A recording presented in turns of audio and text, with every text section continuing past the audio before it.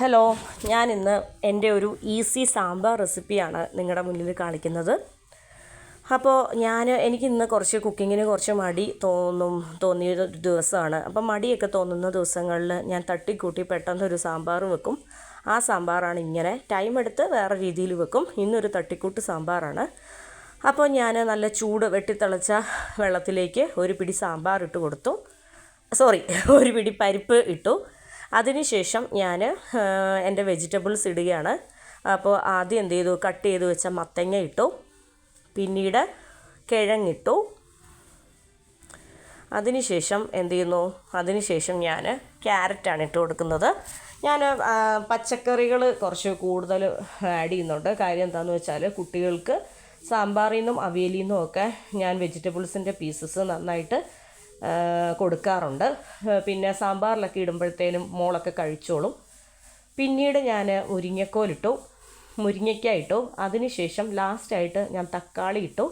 അപ്പോൾ അത്യാവശ്യം കൂടുതൽ പീസുകളൊക്കെ കൂടുതലായിട്ട് കഷ്ണം ഞാൻ സാമ്പാറിലിട്ടിട്ടുണ്ട്. അത് എൻ്റെ മോൾക്ക് വേണ്ടിയിട്ടൊക്കെയാണ് കൂടുതൽ ഞാൻ ഉദ്ദേശിച്ചിരിക്കുന്നത്. അതിന് ശേഷം ഒരു പിടി കരിവേപ്പില ഇട്ടു, കുറച്ച് കുഞ്ഞുള്ളി ഇട്ടു. അതിന് ശേഷം എരിവിന് വേണ്ടിയിട്ട് കുറച്ച് പച്ചമുളക് ഇട്ടു. പിന്നെ വെളുത്തുള്ളി. സാധാരണ ഞാൻ ഇത്രയും വെളുത്തുള്ളി അല്ല ഇടാറ്, ഒരു ഫുള്ള് വെളുത്തുള്ളിയാണ് ഇടാറ്.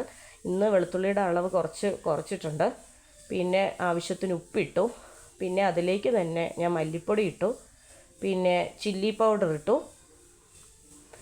പിന്നീട് മഞ്ഞൾപ്പൊടി ഇട്ടു.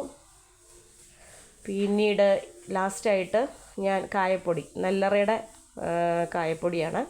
അപ്പോൾ കായം കുറച്ച് കൂടുതൽ തട്ടുകയാണ്. കാരണം കായത്തിൻ്റെ മണവും രുചിയും ഫ്ലേവറും എല്ലാം ഞങ്ങൾക്ക് എല്ലാവർക്കും ഭയങ്കര ഇഷ്ടമാണ്. അപ്പോൾ കായം കുറച്ച് കൂടുതൽ തട്ടി. എനിക്ക് സാമ്പാർ വെക്കുമ്പോൾ ഒരു ബ്രാൻഡിൻ്റെയും സാമ്പാർ പൊടിയില്ലേ, നമ്മുടെ പാക്കറ്റ് സാമ്പാർ പൊടി എനിക്ക് ഇഷ്ടമല്ല.